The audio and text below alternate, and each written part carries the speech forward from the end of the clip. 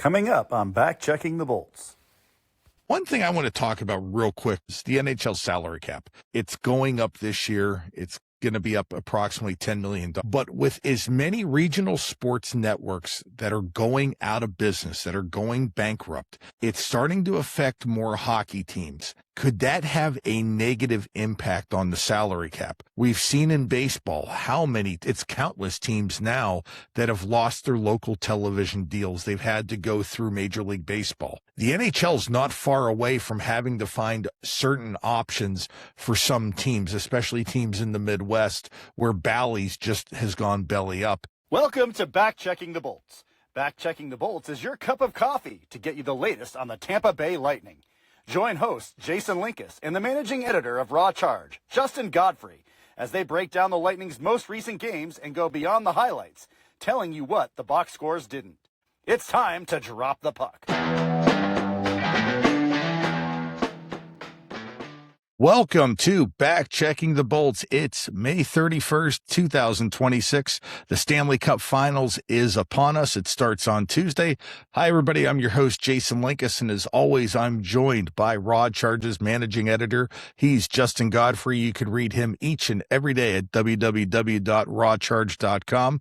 Today, we're going to talk a little bit about the Stanley Cup Finals. We're going to talk about the Lightning prospects that are making some noise. One overseas for the country of Norway. Also, Benjamin Rautiainen, he signed with the Bolts. Justin's going to break that down, and we're going to talk about free agency. But Justin, let's talk a little bit about the Stanley Cup Finals. It's Carolina, who's only lost one game in 3 rounds. They're facing the Vegas Golden Knights. Vegas there for the second time in 4 years. What are your initial thoughts on the Stanley Cup Finals? I know a lot of folks are kind of poo-pooing this as far as not being interesting, but I think you got a really nice contrast of styles here. You have Carolina, which is basically full court press all game long. They're going to try to overwhelm you with shots against a Carolina or a Vegas team that has the offensive capabilities, but it's a John Tortorella team now. You know, it's going to be defense first. It's going to be clog up the zone, make it tough for you to get through, make it tough for you to get high quality chances. So I think it's going to be a really good, matchup, contrasting styles. And we're going to see, they've been the 2 best teams in the playoffs and they've made it to the Stanley Cup Final. So it's going to be, to me, it's going to be kind of fun to watch, to tell you the truth. When I think back for Carolina's path, everyone thought that Ottawa was going to give them a real hard time. Now, Ottawa played them tough, but they got swept. Philadelphia, you and I talked about it. We both thought Carolina would roll over them. The one thing I found interesting about the Montreal series, when Montreal played Tampa, as the series went along, you saw Montreal get fewer and fewer scoring opportunities. Game 6 and Game 7, they had very few. The same thing happened in Buffalo. Now, I know Montreal had 2 tough series. They had to go in and play Carolina. But by Game 2, we saw Carolina take away those offensive opportunities. Were you a little bit surprised just how easy of a series it was for Carolina? I think it's one of these series where it looks, when you look at the final totals of the series, it looks easy, but I think each game was kind of a little more difficult than, the final score dictated. But I think it is very interesting. I think Carolina did a lot of things in Montreal that the Lightning did as far as limiting those chances. The difference between the 2 series is that Carolina was able to get the goal when they needed it. And I think that was Tampa's big problem is they shut down Montreal, but they could never get that kind of game swinging goal when they needed it, the overtime goals, the late period goals or anything like that. Whereas Carolina was able to do that and turn this into a sweep. I mean, you look at some of these games and especially early on, Montreal gets a break here or there, and maybe this goes 6-7 games. But I do think part of the factor is those 2 series that Montreal played beforehand. I do think they were kind of worn out a little bit. I think it took some of the speed out of their game, some of their counterattack abilities. And then Carolina, they're just an exhausting team to play. Anytime you have the puck, there's going to be 2 or 3 guys coming at you. They don't give you any breaks. They don't let you kind of reset and work your way up the ice. They're going to be on you the entire time. And I think by the time Montreal got to them, they just didn't have the legs to kind of compete with them. So, and then Dobis just, he had a good series, but he just couldn't pull the magic out. It was a good series. I think Montreal if you're a fan of Montreal, you can't be super disappointed. Losing in the conference final is never great because you never know when you're going to get back there again. But overall, I think it was a good playoff run for them, and they just ran out of gas at the end. Young teams need to go through the process and learn to win. I think this is part of the process for the Montreal Canadiens. I think the one point that I would like to make about Montreal's struggles against Tampa and Buffalo. Buffalo is a little bit more of a speed team than Tampa, but I thought Carolina's speed, especially in the third and fourth lines, really gave Montreal a lot of trouble. They could not match the speed. And when you play a little bit more run and gun like the Canadiens can at some points, that's where I think it really came back to bite them. They couldn't throw Lane Hudson out there for 25 minutes, not with that constant forecheck that Carolina has. And you're right, Carolina is tenacious, but Justin, they're probably going against one of the deeper teams in the top four lines that Vegas rolls out there. Do you think Vegas can stand with Carolina? I think so. I think they have the scoring talent. I mean, one of the nice things about Vegas is they haven't been relying on just the top line to score, right? You know, it's what Jack Eichel, I think we were looking at this, has 2 goals. Yeah, he's got a ton of assists, but, you know, when you're getting goals from Brett Howden and you know, Pavel Dorofeev, that's your third and fourth lines, your second, third, fourth lines that are getting goals for you. And so I think they can withstand what Carolina is going to throw at them. I think it's going to be a lot tougher for Carolina to kind of counterattack and run Vegas out of the building, because I don't think Vegas is going to try and match them at that game. I mean, one of the things with Montreal is once you get behind in series, you got to kind of start taking chances, and the Carolina counterattack is just primed for that. You know, if you're pushing your defenseman up, trying to get some offense, and you make a mistake or get a shot blocked, Carolina's just going to roll down the ice and make you pay for it. I don't think Vegas is going to push that kind of style of game. I think they're going to set back. I honestly think they're going to let Carolina come at them and try and do their own kind of counterattacks on them. You know what you're going to get with a John Tortorella team, right? They're going to pack the middle of the zone. They're going to block shots. They're going to make your life hell trying to get, you know, passes to your shooters, and then they're going to counterattack. And if they can get, you know, decent goaltending out of Carter Hart, then they're going to be able to withstand what Carolina throws at them. And now you kind of put the pressure on, you know, Freddie Anderson in that. You know, he hasn't been here before. He's had a really good run so far, but can he keep it up? You know, if Vegas is throwing shots at him and getting traffic in front of him and making his life difficult. I think both goaltenders come into this series a little bit of a question mark. As you mentioned, can Anderson play in the highest level in the Stanley Cup Finals? Carter Hart, we weren't even sure if he was going to be the number one heading into the playoffs. Tortorella gave him the nod, and he's run with it. Now, let's talk real quickly, though, about the Conn Smythe Trophy. It's the MVP, for those of you who don't know, for the NHL playoffs. This is completely wide open. Mitch Marner right now is the betting favorite on FanDuel at plus 185. You have Freddie Anderson at plus 240. Then it's a hodgepodge of people. Taylor Hall plus 700, Logan Stankoven plus 850, Jackson Blake, Carter Hart plus 1500. You mentioned Jack Eichel, who's second in the NHL in scoring during the playoff season. I think it could be anybody, and I think it could be anybody who just happens to get hot in the Cup Finals. Yeah, I mean, I think if you get Mitch Marner scores 3 or 4 goals or something like that, he's put out the resumes throughout the playoffs to win it. But I do think if you get somebody who gets hot, maybe second or third liner that gets hot, like let's say Brett Howden picks up a couple game-winning goals and maybe 5 points and 3 assists or something like that. Would I be surprised if he gets the nomination? No, it's kind of wide open. Sometimes you have these type of tournaments where no one's standing out because it's such a strong team effort. And then on the Carolina side, they've just played so few games, you know, they don't have the counting stats really that you see from somebody who normally wins a Conn Smythe. So I think, you know, Freddie Anderson's probably your clubhouse betting leader right now for them. If Taylor Hall goes off or, you know, Logan Stankoven goes off in this final round, they can definitely come from behind and nab it. So it's going to be really interesting to see how the voting trends go throughout the series with regards to the Conn Smythe. Justin, who do you like in the finals? I think it's Carolina's year, man. I think they got over this conference finals hump. You know, you talked with Montreal, but you're a young team that's kind of has to face heartbreak to learn how to win.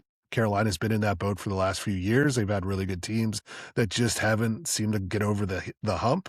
They did it. They've rolled through their competition so far. We did kind of talk about this back in the first round that it was really setting up with them once they got out of that first round against Ottawa.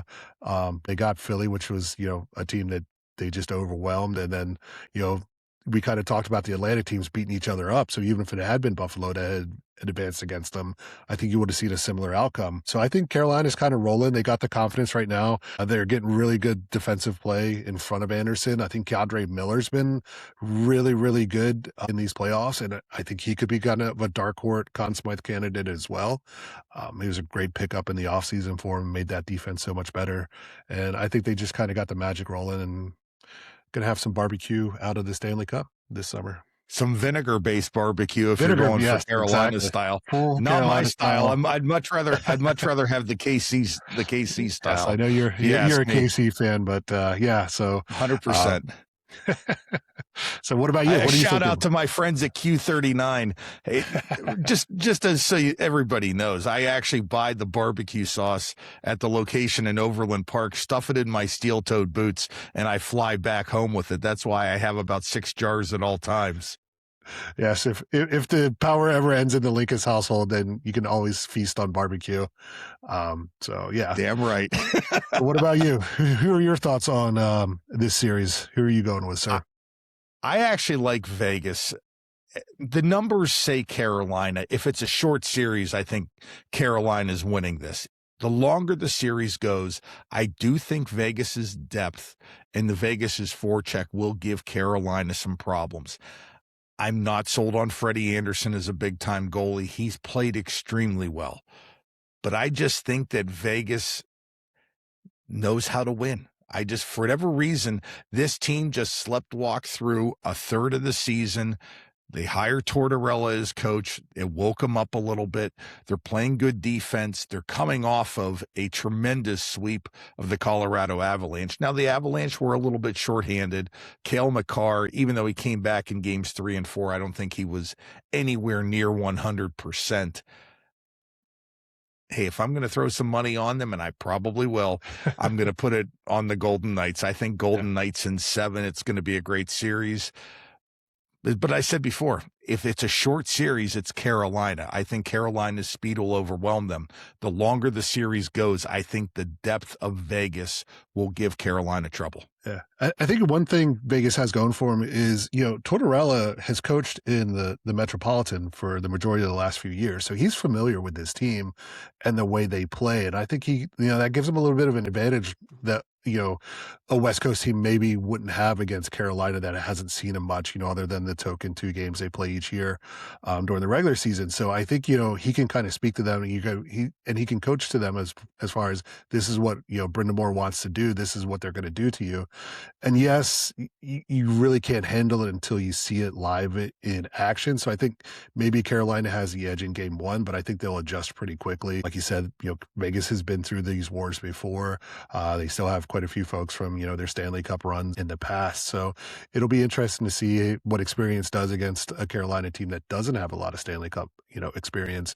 This is for a lot of their players, it's the first time going this far and, finding that next gear, you always got to find that next gear as you advance in these playoffs, and it's kind of hard to do. So we'll see how it goes, but I think it's going to be a fun, just really contrast of styles. Again, like I said, a lot of folks didn't want to see this matchup. It just doesn't have, honestly, 2 sexy names. It doesn't have the Montreal history coming at you, or a team like Boston or somebody like that. So, but that being said, I think it's going to be fun to watch. So I'll be tuning in, probably more so than I did in the conference finals. So it'll be fun. I think one of the bigger storylines that haven't heard a ton about it, this is Vegas's 3rd Stanley Cup Finals in their 9 years of existence.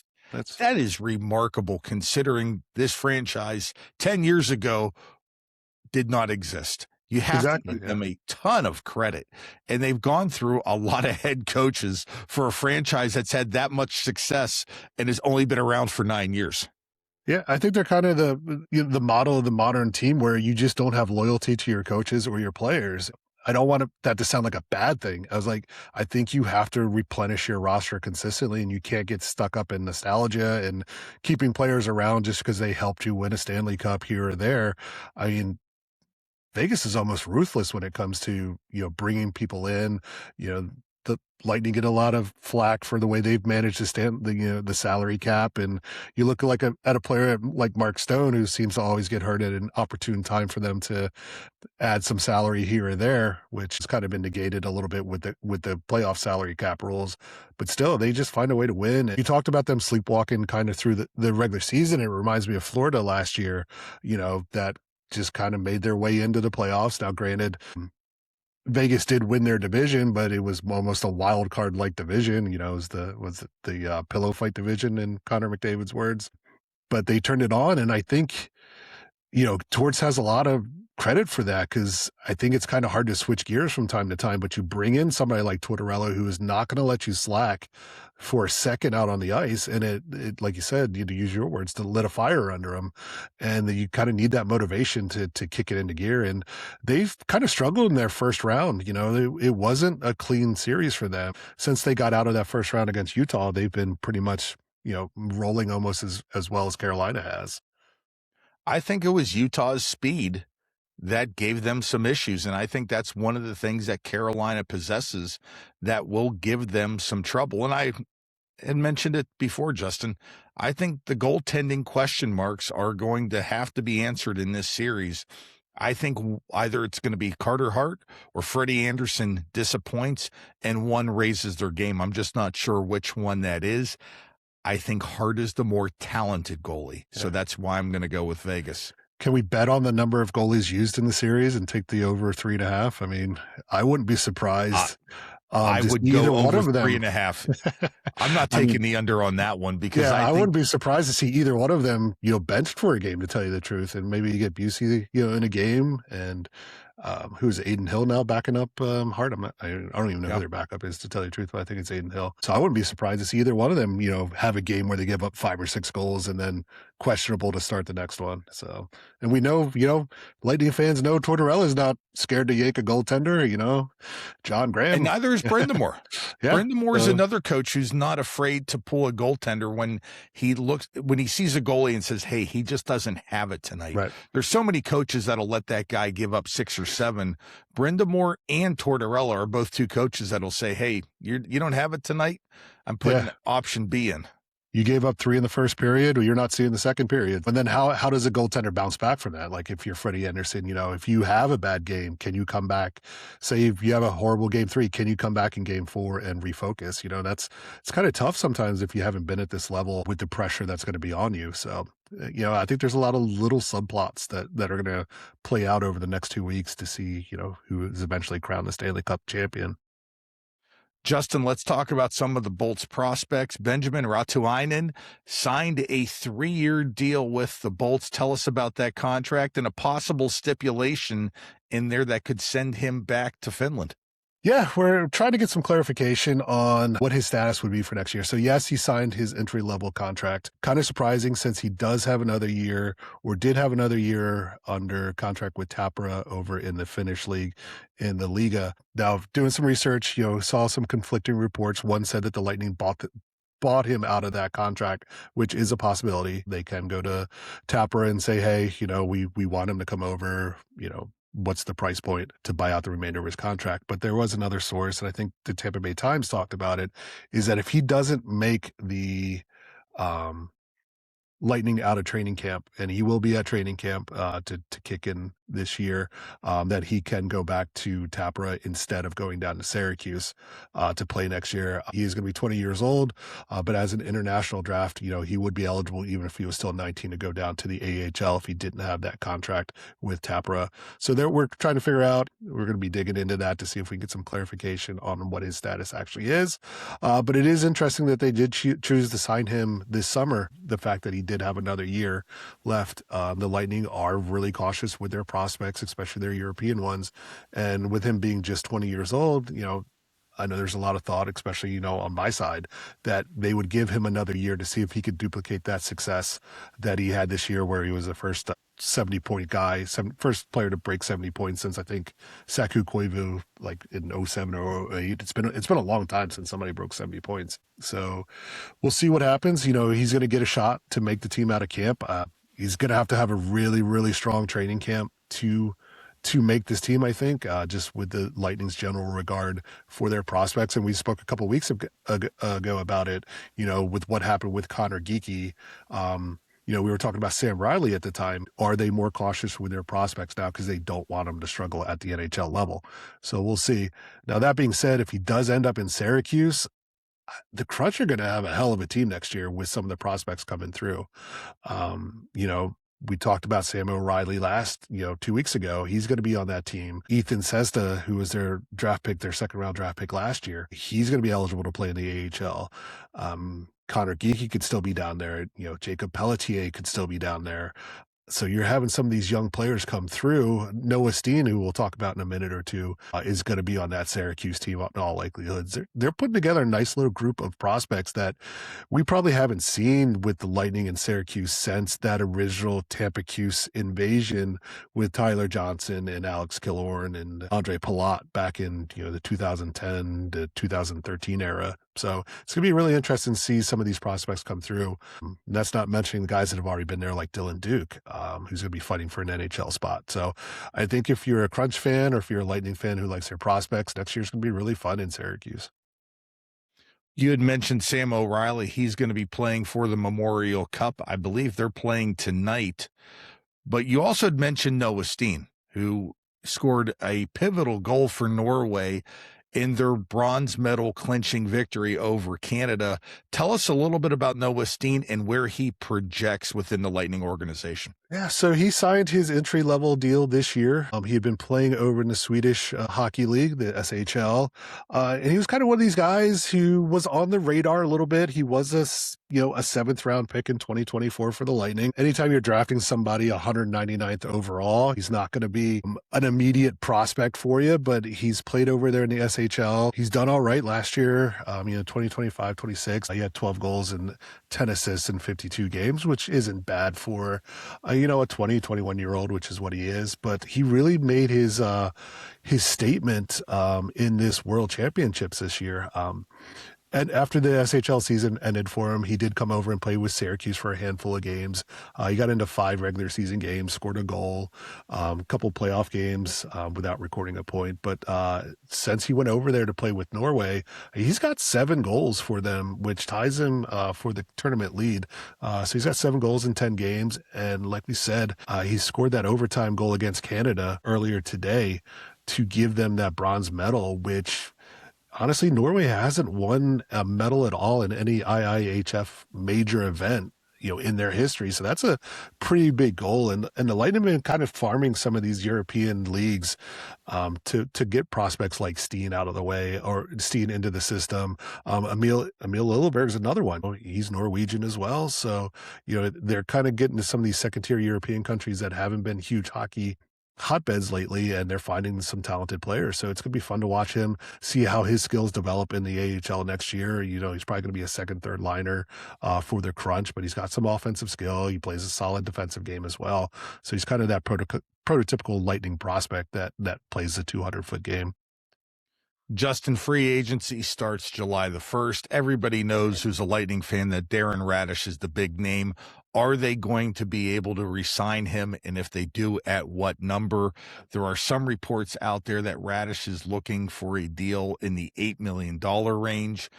Again, these are all rumors. We don't know exactly where that number is going to lie.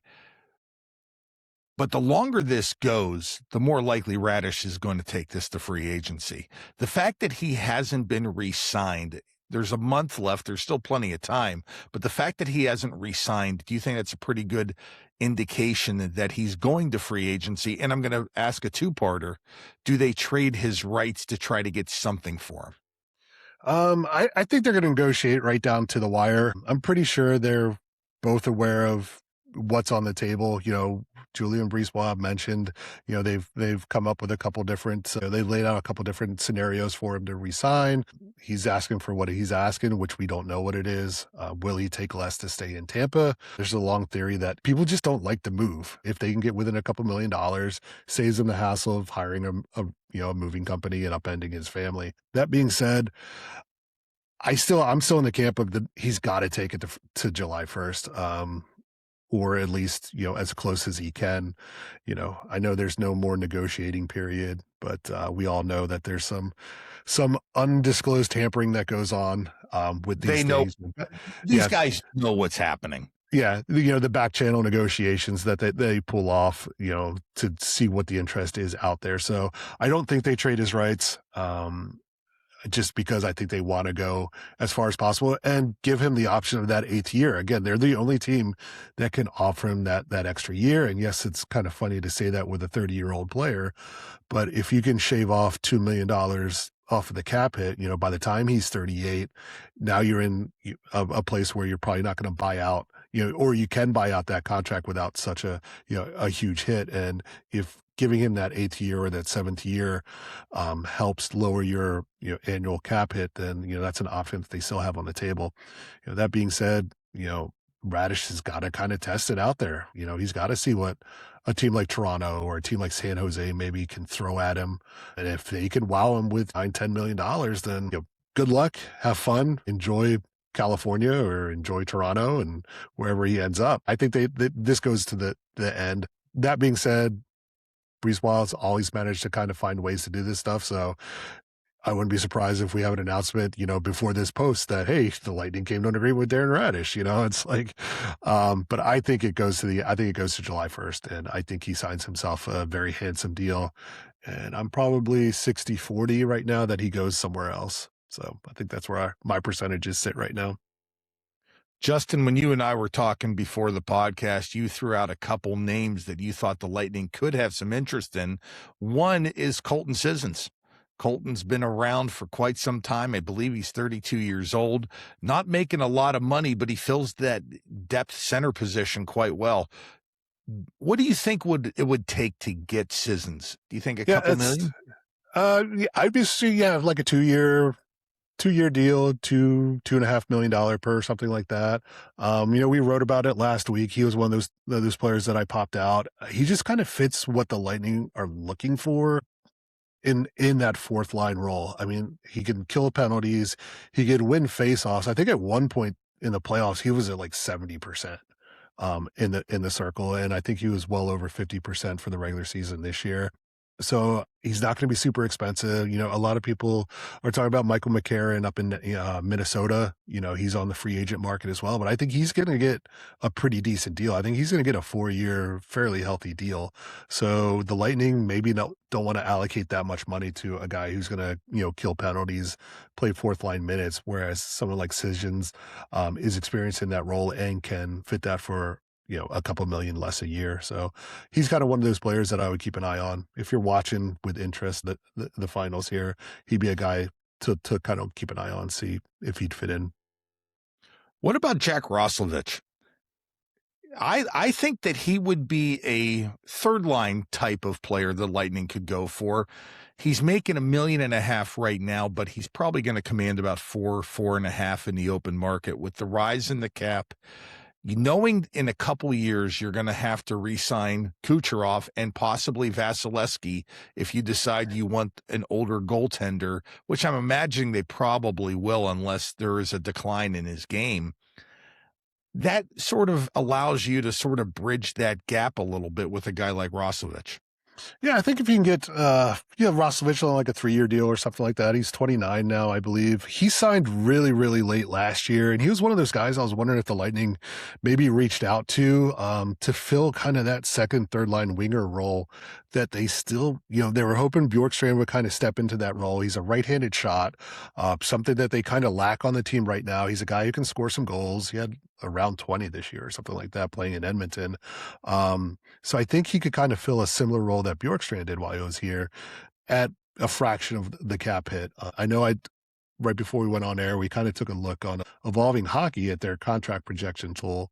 And I think they had him at 5 years around 5.6 or something $1 million, which I think it's more indicative of the new salary cap than anything else. Like I said, Roslovic signed a cheap deal, a 1-year deal with Edmonton. I want to say it was either late August or early September by the time he signed. It was And a camp type yeah, of something right as yeah. training camp was starting.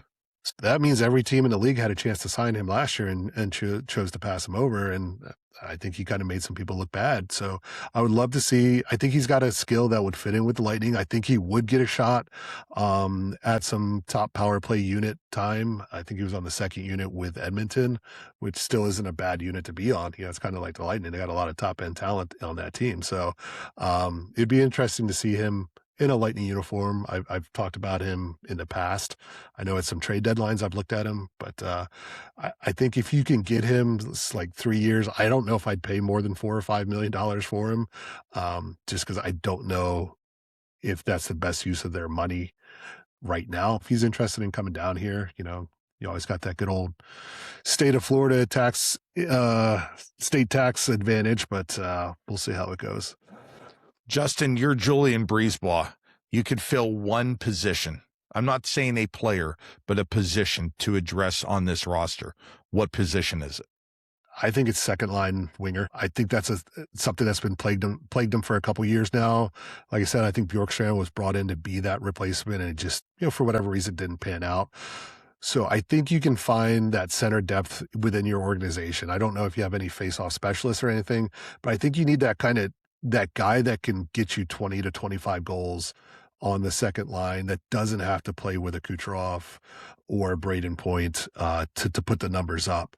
I think they're kind of hoping like Gage Gonçalves can do it, but I don't know if that's a reliable answer. And it'll be interesting to see what kind of deals Brisebois plays off this summer. He's been adamant that it's going to be pretty much the roster you saw last year. But if your general manager isn't lying to you, then he's not doing his job. So there's been some talk. I was listening to one of Elliot Friedman's podcasts, and he's under the assumption that you're going to see some names on the move. He thinks there's going to be some trades this summer of some pretty decent named players, just with the new salary cap out there. Teams have like an extra $10 million. A lot of teams have an extra $10 million to play with this year, and that can give you some delusions of grandeur maybe, and we can see some big names on the move. So maybe the Lightning get in, and that's how they find their winger. There isn't a lot on the free agent market really, but once you get past Alex Toot, so I think it would be through a trade, but that's what I would go after. I know faceoffs were a thing in the playoffs, and not being able to win those key faceoffs hurt them, but I think if you can negate that by just basically scoring more goals and having a little bit more depth on your wings. The one thing I want to talk about real quick before we ask you what's going on at Raw Charge is the NHL salary cap. It's going up this year. It's going to be up approximately $10 million. But with as many regional sports networks that are going out of business, that are going bankrupt, it's starting to affect more hockey teams. Could that have a negative impact on the salary cap? We've seen in baseball it's countless teams now that have lost their local television deals. They've had to go through Major League Baseball. The NHL is not far away from having to find certain options for some teams, especially teams in the Midwest where Bally's just has gone belly up. Do you think in the coming years that could have a negative impact on the cap? It is something, I've kind of thought about offhand, not getting those big TV deals. And then like even the national deals, when they come up again, I don't know if the NHL is going to be able to pull in, NFL like money or even close to it, to tell you the truth. It's just such a niche sport still that, I think teams can still make enough money that they can spend to the cap, especially if you're competitive. I think there's still enough revenue coming in. Bettman talks about how the revenue's been growing every year, and I think they're getting a lot more ticket sales. And it is an in-person experience. As good as the TVs have gotten, as high definition as it is, it's still a live sport. You can have somebody watch 100 games, but if you take them to a game, like, for instance, I took my uncle-in-law, I should say, to a couple of the playoff games. And even though we're sitting up in the 300 level, he's even remarked it's a different game to watch than what you see on TV. So I don't know if it'll be as big effect. I think these teams are getting really creative in regards to their regional deals and going over traditional broadcast airwaves like the Lightning have done with their, Channel 66. So I think you see more of that, and then relying on streaming as far as, additional revenues. I just think that right now, when you look at the business aspect of this, there's a lot of uncertainty when it comes to what's going to happen for all of these franchises. And when the NHL, they split the revenue. It's not like baseball where each team keeps all of their local TV money. In hockey, they split the revenue. And that's the only reason I would caution against certain teams going right up against the cap, because I could see that cap in a year or two coming back a little bit. I'm not saying a lot, because the NHL ratings have been tremendous compared to past ratings this past hockey season. And it did help when you had Philadelphia make a resurgence, even though in Montreal doesn't reflect well on the American TV ratings. You still had the Penguins and Flyers. You've had Vegas, who does very well TV-wise. There's been a lot of draws, Colorado, Dallas, Minnesota. I would just caution the Lightning. You have to keep some kind of a buffer, because if the regional networks continue to fall apart, not every franchise is going to have an answer. And it may take a little bit of time for that answer to be found. You just don't want to put yourself in a position where in a year or two, you're forced to trade guys just to stay under the cap. Yeah, and I think the NHL, more so than some other leagues, is there's a lot of outside influence on the revenues, like for the owners. I mean, think about what Blue Owl Capital went through this year when their stock market absolutely crashed, right? For a little while. I think it's built back up. If that's something that happens long term, and those are the guys who own the Lightning, if they get into a cash flow problem, how does that affect the Lightning? We've seen it in the past, back when God knows who owned the Lightning, the Japanese ownership, when they had some cash flow problems, when Art Williams had some cash flow problems. There was a time the Lightning were struggling to just pay, paychecks, random paychecks. They had to take a loan from the league to make payroll at one point. So, I don't know if the league itself will let it get that bad again, but it is always something that's going to, be in the back of the mind for folks. That being said, the projections that they put out a couple years ago have the cap going up again next year, with the estimate of being about 114 million. They're still pulling in a lot of revenue. And I think a lot of it's come from like the World Cup that they, or sorry, not the World Cup, but the Four Nations that they put on, events like that. They still make a lot of money on the Stadium Series games. So that's kind of how the league's been able to kind of weather this storm a little bit and keep those revenues flowing in. But again, to your point, how long does that last, right? How long before you exhaust all of those revenue streams and you start getting diminishing returns, on these international tournaments? I honestly think it's going to be a nice breath of fresh air that they don't have anything next year in regards to international play. And you're going to have kind of more of a streamlined schedule with the 2 extra regular season games still, but, you're not going to have these long breaks that force compressed, schedules at portions of the year. Justin, you had mentioned that some teams might be looking to make some trades. I'm going to throw this out there. The Canadian dollar is about $1.40 to the US dollar. These Canadian teams have to pay contracts in US dollars. Cities like Winnipeg, Calgary, Edmonton, Ottawa, the smaller markets in Canada, how much of a struggle is it going to be to have to pay in US dollars? I think that is going to possibly open up some trade options for some U.S. teams. You hear Connor Hellebuck's name out there.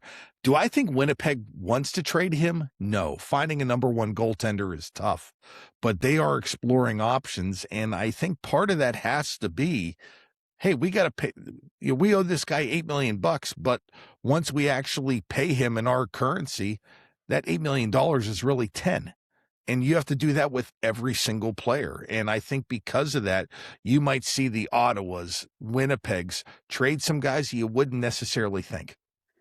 Yeah, and I think it kind of takes a couple markets maybe away from free agency. Maybe they're like, hey, we can't afford to to pay a guy, like you said, $12 million with a bunch of the money and signing bonuses and things like that, that come up front. So I could see it kind of affect the teams like that. Another reason I think you may see some more trades this offseason is the lack of double retention that's now in effect. So maybe a team like San Jose or a team like Chicago makes a splash on a big player, has the team retain a little bit of money, and now Chicago, if it falls through, they can still retain money as long as it's, I think it's 75 days or something like that between the deals. So I wonder if you see that happen. I think that kind of had a chilling effect on the trade deadline last year, is teams not being able to pull off the double retention on the deadline day itself. So it's going to be an interesting summer as these teams adjust to both the financial chaos that is the world today, the NHL's own, unique financial situation. Like you said, having to pay players in US dollars when you have 8 franchises in Canada. Is it 8? I believe it's 8, something like 7. that. 7. All right. Yeah. Quebec City, here we come, maybe. So it's going to be interesting to see what happens, what a team like Ottawa does, a team like, Edmonton to a point. I think Montreal will be fine. I think Toronto will be fine. Honestly, they print money when it comes to hockey.